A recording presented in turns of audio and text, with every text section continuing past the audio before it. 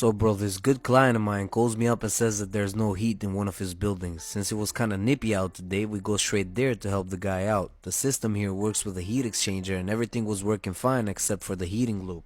The circulating pumps of the heating loop were spinning but not circulating the water. Gauges were both showing about 60 Fahrenheit. Usually when the motors spin but there's no circulation, the coupler or the spider is broken.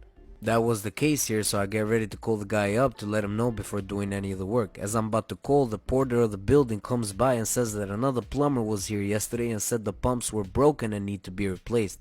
Apparently the scammer had given him a bid for 12 grand to replace both pumps.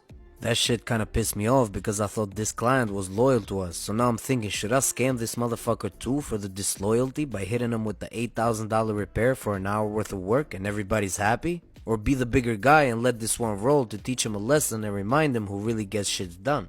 What do you think I did?